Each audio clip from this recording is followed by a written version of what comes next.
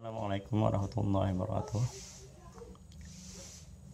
Alhamdulillah wassalatu wassalamu ala rasulillah Sayyidina Muhammadin abdillah wa ala alihi washabihi wa wala amma ba'd. Pada kesempatan ini kita akan membicarakan judulnya pencuri salat. Pernahlah mendengar orang berceramah menyampaikan pencuri salat. Kalau sudah pernah, alhamdulillah, berarti kita tinggal mengulang-ulang saja lagi. Kalau belum pernah, berarti sebagai pengalaman atau pengetahuan kita. Ya, masalah mencuri, kita sering mendengar orang mencuri mobil, mencuri sepeda motor, mencuri emas, mencuri harta-harta lainnya. Itu kan di sini kan sekarang kita pencuri salat. Nah, jadi ada juga yang namanya pencuri salat. Ketika Rasulullah SAW baru kumpul dengan para sahabat di masjid, Rasulullah lalu menanyakan pertanyaan kepada para sahabat. Kata para sahabat, tahukah kamu tentang khamar, pencuri dan penzina? Para sahabat menjawab, hanya Allah dan Rasulnya yang tahu. Kemudian Rasulullah melanjutkan, segala perbuatan itu keji atau buruk. Seburuk-buruk pekerjaan adalah mencuri salat.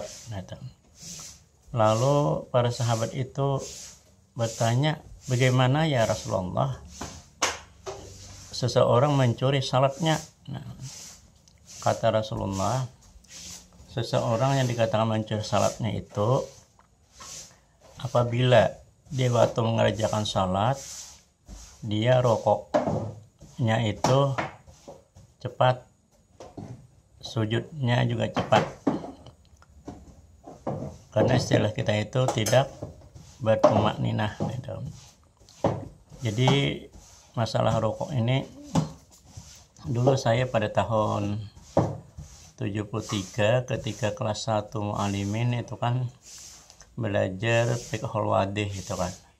Nah, tentang salat.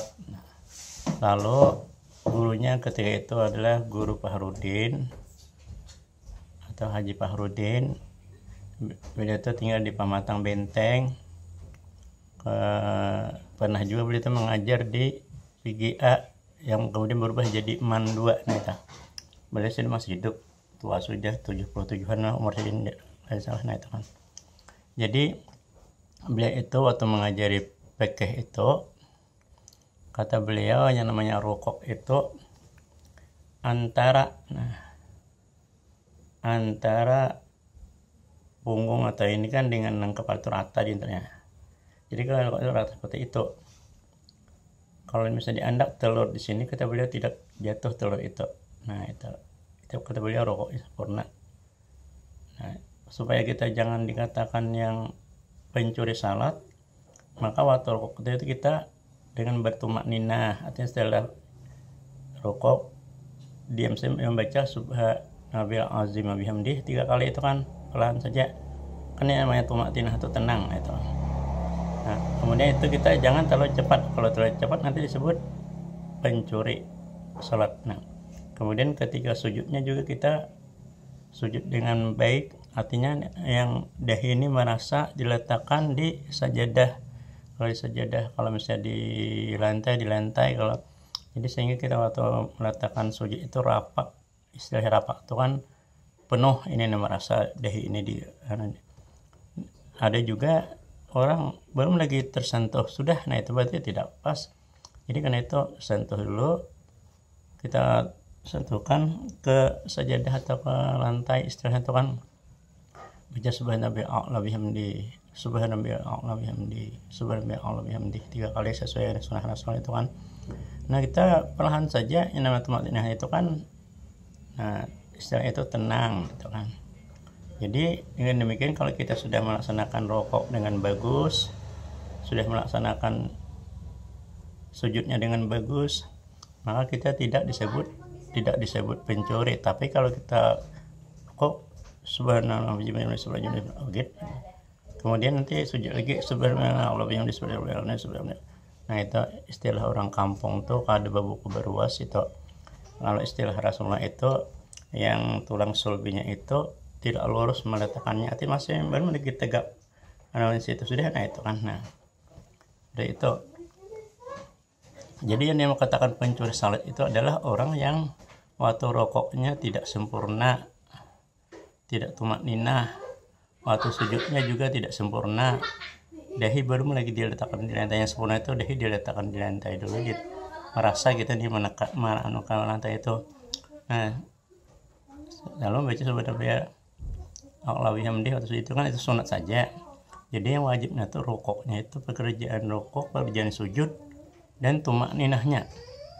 Jadi karena tumak ninah masuk rukun, berarti ada 2 rukun saat kita rokok itu.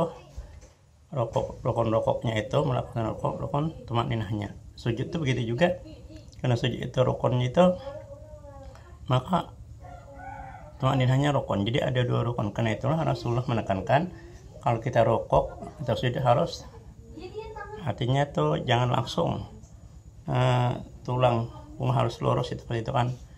Artinya kita sudah rokok dengan bagus, sujud juga dengan bagus, maka dengan demikian kita tidak termasuk orang yang dikatakan Rasul. Jadi kalau ingin dikatakan pencuri salat, rokoklah dengan cepat, sujudlah dengan cepat, tanpa tumak ninah, tanpa apa yang membaca yang subhanallah itu sebenarnya itu sunat saja, cuma kita harus dengan tumak ninah itu. Kalau tidak bertumak ninah berarti itu ibadah kita kena rukunnya ketinggalan, batal tumak ninah dengan kata Rasulullah, la salata lima yaqulu sulbahu fi rokok wa sujud. Itu hadis riwayat Abu Daud di dalam Jami'us Shagir. Artinya tidak ada sembahyang, la salata liman yaqumu, tidak ada salat yang dia tidak mendirikan atau kalau di istilah itu meluruskan tulang sulbinya itu. Nah jadi kalau tidak ada, kalau demikian kata hadis Rasul itu sama dengan artinya batal salat kita. Orang yang rokok terdesak-desak, tergesa-gesa, orang yang sujud tergesa-gesa itu jadi salatnya jadi batal. Nah itu salatnya jadi batal. Karena itulah kita hati-hati dalam salat, biar perlahan, asal bacaan bagus, asal rukun-rukunnya dilaksanakan dengan bagus. Nah insya Allah salat kita diterima itu kan.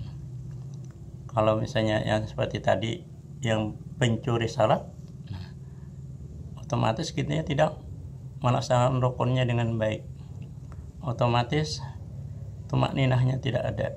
Nah itulah ya, saya ulangi yang dikatakan Rasul pencuri salat.